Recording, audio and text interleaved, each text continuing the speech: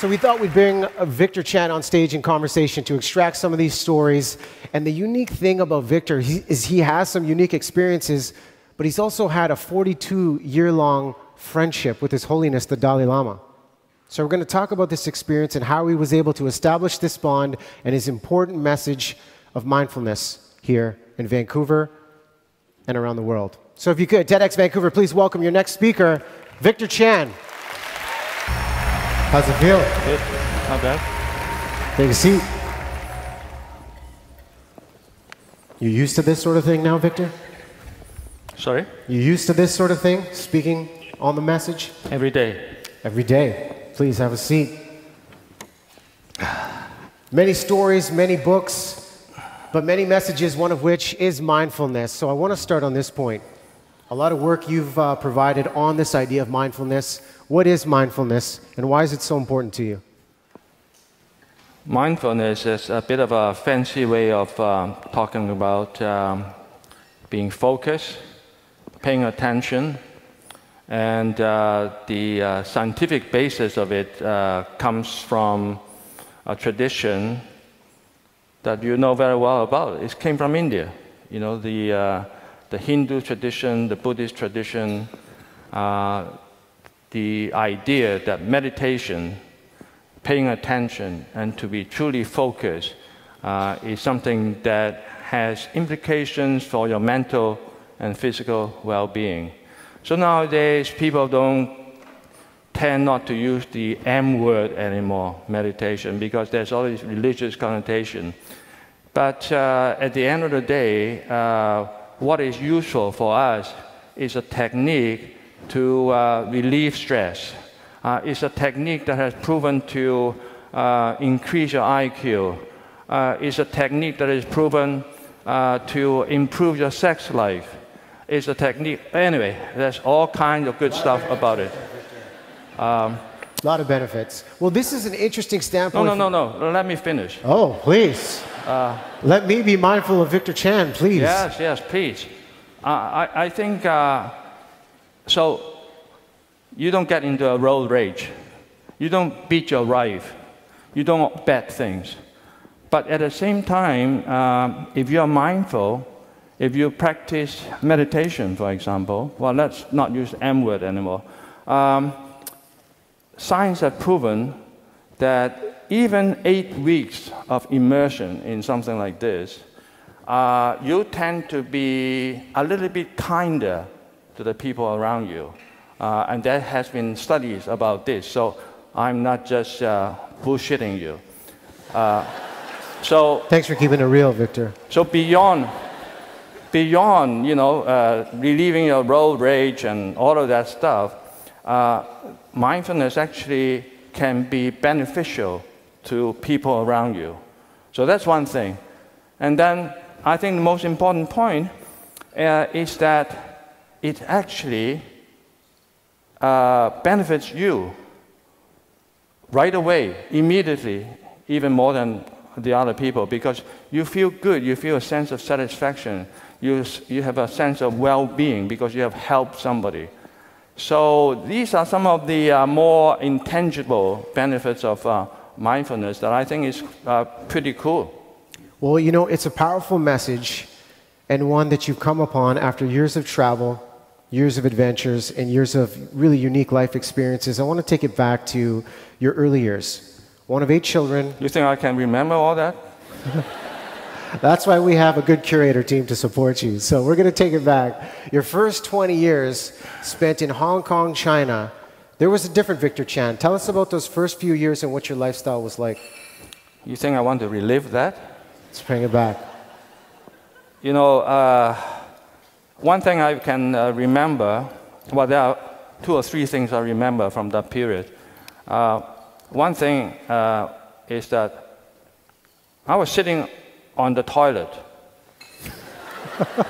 This is a conversation that counts. And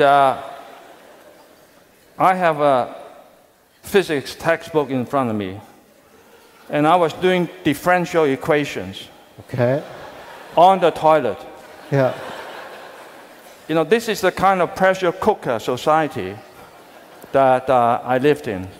in Hong Kong because, you know, if you don't do well at school, you don't have a hope to get into a good university. So everybody that I know, all my friends, well, they don't exactly sit on a toilet and do physics, but I did. So this really was the kind of formative year that I went through. So you talk about tiger mom. I was a tiger dad to my own self because the pressure was so intense. And then also living in Hong Kong, I have concrete all around me, right? High buildings. And what I love most, shopping malls. I go to the shopping malls, I window shop, and I eat a lot of dim sum. So, dim sum, I mean, yeah. What else do you want to know? That pretty much covers the first 20 years. Is that good for you guys? Yep. Okay, so Victor, you go through the first 20 years, particle physicist on the toilet, love your dim sum, but then the adventure seeking comes into play, and in 1971 you find yourself in Afghanistan. I like the idea of no opportunity wasted, and you were also an artist selling what? Paintings out of the trunk of your car, is that right? Well, yes, I brought myself a VW camper in Holland, and then I quickly painted a lot of Chinese paintings, and so I was on the street of Amsterdam trying to flog those paintings, and people were too smart to buy any. So I was left with very little money, and I need gas, right, to drive this thing. So somehow I persuaded 6 other people to share gas with me in a little VW camper. And then off we went. We went through Europe, across Turkey, Iran, Afghanistan. And let's focus on Afghanistan, because this is a big part of your journey. 1971, you're kidnapped in Afghanistan. Actually, probably beginning of 1972. Yes. So take us through this. What happened? You were traveling. Who were you with? Why do you want to know? I think they want to know a part of your story, and this is an important part. Well, it's rather traumatic, but of course, you know, anybody else here got kidnapped? Show hands. I think you're the only one, Victor. Any hands raised? Oh, I think it's just you. So anyway, you want to... Oh, one? Okay, thank you. You guys can talk. Hey, come up here. Let's talk about this. But hold on, I don't want to underestimate the gravity of this situation, because this was a defining point. Seriously, what happened that night when this situation went down? Well, me and 2 very beautiful young women were abducted. And you see, the problem is that, you know, I went to a school in Hong Kong, and it was a boys' school, no girls. So by the time I got out of that school, I was crazy about girls. Oh. So I was hanging out with these 2 girls. And so 3 of us were abducted. And they took us out of Kabul and took us into the mountain, the Hindu Kush. And on the way, they stopped at a little clearing. And I still remember in the clearing, there was one single tree there. And this was a very deranged tree. It was warped. It got limbs going out all over the place. It was warped. It was deranged. And they said to us, 3 Afghan men, this is the hanging tree. You will be raped, and then you'll be hanged on this hanging tree.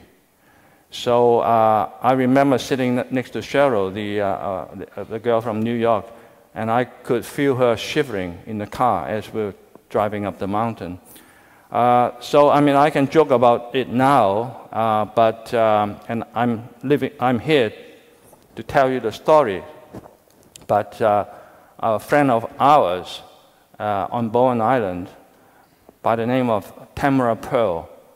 Her brother, Daniel Pearl, was also kidnapped, and he had a very different outcome.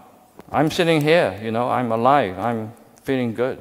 So anyway, after 3 days of abduction, they were driving us to another place, and it was in the middle of winter, a lot of snow, ice on the road, and they crashed the car. And the three of us managed to wriggle free, ran down the mountain, got a lift, and went back to Kabul. So you escape in this situation, which is simply remarkable given the risk. Now, how does a situation like this turn into a chance encounter with His Holiness, the Dalai Lama?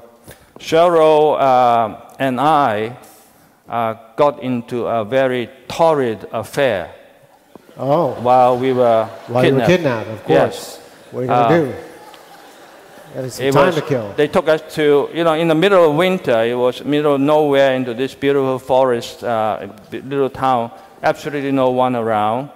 So Cheryl and I, we were left to our own devices. So what to do? It's cold. Warm up a bit. Absolutely. Yeah. Big spoon, little spoon. What's that? Big spoon or little spoon? I'm thinking big spoon, right, Victor? Big spoon? But what is interesting is that was that the kidnapper had one cassette between the three of them. And so for 3 days and 3 nights, while we were eating, while we were sitting on the toilet, we listened to Pink Floyd, the same cassette, for 3 days. Breakfast, lunch, and dinner. Atom Heart Mother was the album. So I can, you want me to sing that now? Anyway, so Pink Floyd. Okay, what were you asking me? This is amazing. How you ended up, so we had Pink Floyd in there. You're with Cheryl. Now, was Cheryl the one that had the letter? That's right, that's right. Yeah, sorry Lama? about that. Yes, she had the connection to the Dalai Lama's family or something like this in New York City. So she had a letter of introduction. So after the torrid affair, which continues on as we go to India. That's like a relationship then you guys were in. What's that? That's a relationship you guys formed, right? That's quite the relation, yes. Yeah. So anyway, we continue on to India, and then we went straight to the Dalai Lama's home in Dharamsala. And I still remember that because the moment we got off the bus, all these Indians out there were pelting us with balloons, water balloons. Except they were all different colors. Yeah. So we were like Jack Pollock's painting. We were all, you know, head to toe, all different colors. It was the festival of Holi in India. Oh, yeah. You know about that, right? We like to party. Yes, right. Uh-huh. That was quite a party. So we were all, that's why I remember it was in March 1972 that I first sat across from the Dalai Lama. And after 40 years, you have a long-standing relationship and friendship with His Holiness. You've co-authored... Well, let's not go overboard here. How would you describe the relationship? I know the Dalai Lama, but I don't know if he would think of me as a friend. I think of myself as a groupie of the Dalai Lama. But I don't know what the other word is from his side. I mean, I'm the groupie, and you are the what's the word? The grouper? Grouper, okay. Like the fish, okay. All right, I get it. I get it. But, I mean, there is a huge testament here in Vancouver, the Dalai Lama Center for Peace and Education. He trusts you, and I think what's amazing about this, you have a chance encounter, and you have the ability to establish trust. So he allowed you to be close enough to co-author books together, get the message out of what he's doing. What allowed you to build that trust with the Dalai Lama? The first time that I sat across from him, I was a little apprehensive. I grew up in Hong Kong. I don't know anything about Tibetan Dalai Lama, all this is really outside of my milieu. So when I had the chance to sit across from him, it was with a sense that, wow, geez, I'm sitting across from someone who is a head of the state, head of a people. So, you know, how cool is that? So I have that, you know, a kind of, you know, sitting across from Angelina Jolie type of thing, right? I mean, you're across from a celebrity. And, but so Cheryl was with me, and she was the one who was really engaging in conversation with the Dalai Lama because she was a student of Buddhism. So they have something to talk about. Me, I have nothing to talk about. So the Dalai Lama didn't really talk to me, and his English was not very good at that time. But somehow, every time he looked at me, he started to giggle. Go figure. I don't see that. And he had a great deal of difficulty trying to suppress that giggle because, after all, he's a polite person. You know, it's not polite to keep giggling at somebody. So that's what he did. And I think that that giggling, this interminable giggling, whenever he looked at me, does something to the neurocircuitry. You know, we bonded. Yeah. I mean, if you giggle a lot at me, you know, we're going to bond too, right? Yeah. Hopefully we can get there. Yeah, so I don't know whether this trust that you're talking about is coming from that, but for some reason, he liked to giggle at me. But I can tell you that too, that he doesn't giggle at me anymore now. Yeah. What to do?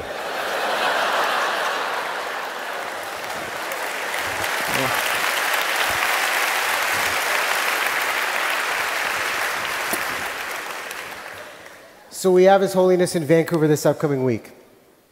Over the years, you two have done a lot of great work together, and now you promote the message of mindfulness and wanting to see BC. You're going to talk about that thing? There's a lot of things. There's a lot of things. This is your show, so I'm just, I don't want to distract you. There's a lot of things to talk about here. I'm sorry? I said there's a lot of things to talk about here, Victor. Right, that's true. How much time you have? We only have a few minutes, Victor. But I know you're all... I can go on for a couple of hours. I know you can go on for a couple of hours, Victor. I think we all know Victor can go on for a couple of hours here. Social and emotional intelligence are two big goals for you, and wanting to see BC as a leader with this message with our young students. Why do you see BC, our area, as a trendsetter for this? Because I live here.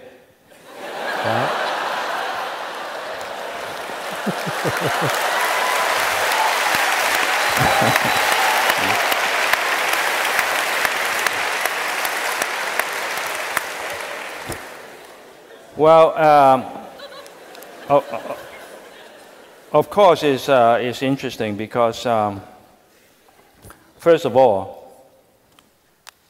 in Hong Kong, I have to sit on a toilet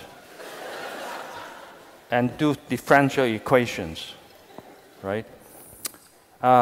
It's not a good way to learn, to be educated. I wouldn't think so. There's life that is more than differential equations. I'm with you. Right? I'm with you. Yeah. So when I went away from Hong Kong, I traveled around the world for about 3 years. And one of those trips was the overland trip to Kabul. But I also lived half a year or so in Morocco and elsewhere. And the point is that after that straitjacket of Hong Kong, there's a sense of rebelling against the kind of education I received there, which is a lot of memorization by rote, and what is the most effective way to pass examinations, right? So I have always interested in looking at education in a different light. So having that opportunity to meet the Dalai Lama 42 years ago, led me into meditation, led me into being mindful, led me into paying attention, focus, and so on. So that book, can you show that book? No, that one. The big one. Yeah. Wow. It's 1,100-page definitive guide. Yeah. So critically acclaimed book. This is impressive that you put this out here. Thank this you. is the guide Thank for you. Tibet. And the reason I bring that up is simply that to do this book, which is about all the sacred places of Tibet, I spent 4 years walking in the mountains of Tibet. And I crossed about 19,000 feet passes to get there. And then I'm carrying about 40, 50 pounds on my back, right? Sleeping bag and stuff like this. So it was quite a onerous, stressful, tiring type of situation, crossing 19,000 feet passes, and I crossed over 200 of them. So I practice a kind of a mindfulness as I walk. So I should tell you this also, that all my life I hate to do laundry. And my wife is here somewhere, she can attest to that. So as I'm walking, of course you sweat. So because I don't like to do laundry, I go into a state of mind, a mindfulness, okay, Victor, look, I know it's hard, but let's not sweat too much now. I like that. Less sweat, less laundry.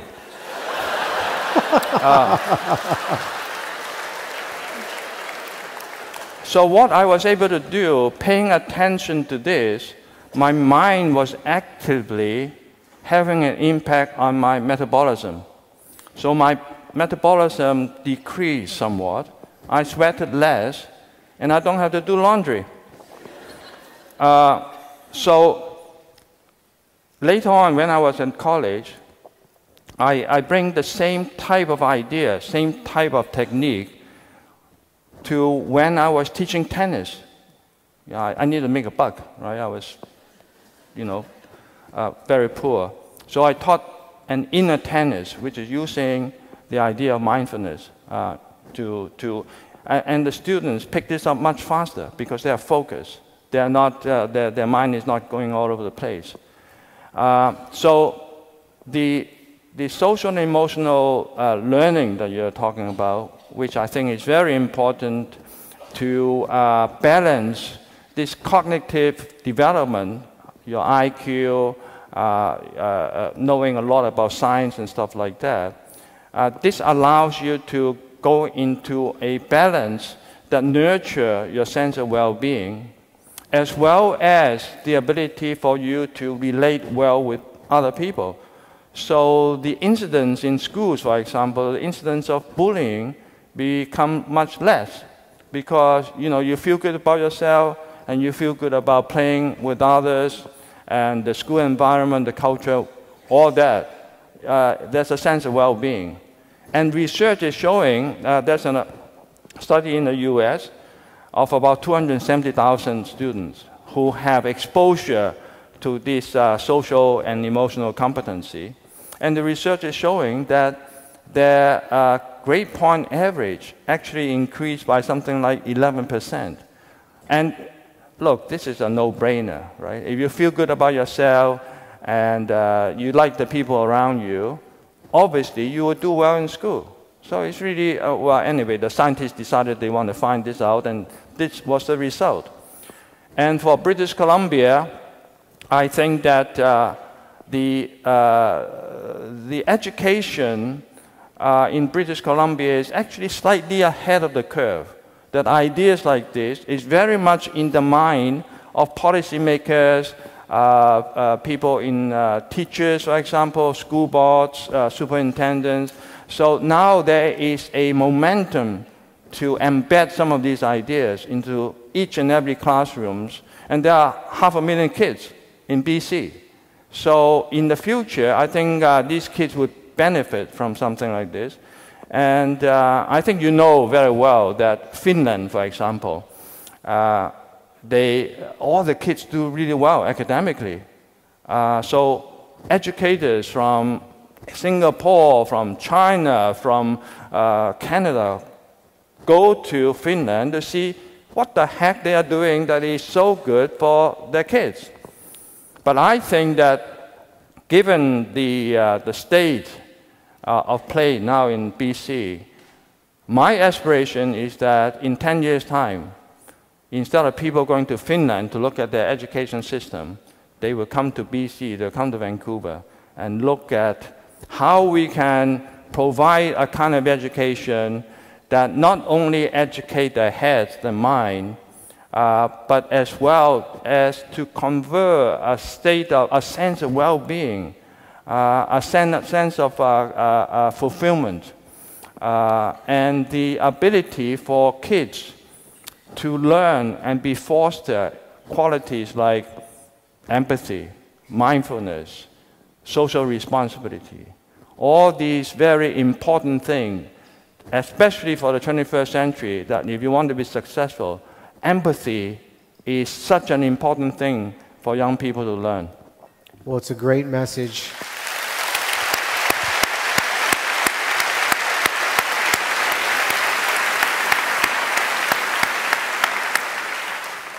Victor, there's a lot of great work you've done. I know it's going to be a special week here in Vancouver, and I think your message resonates with all of us here today. So another big round of applause. Victor Chan, thank you for your time and coming up here on stage.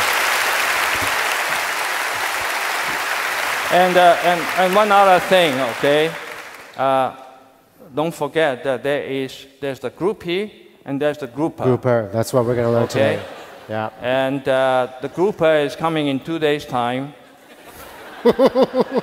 His Holiness the Dalai Lama, and there are 3 days of very interesting programming happening, 21st, 22nd, 23rd. And this is the only stop in Canada. So, and he hasn't been here for 5 years. He's 79 years old. He's one of the few remaining giants with moral authority in the world. So I encourage all of you to come and meet my boss. Victor Chan, everybody.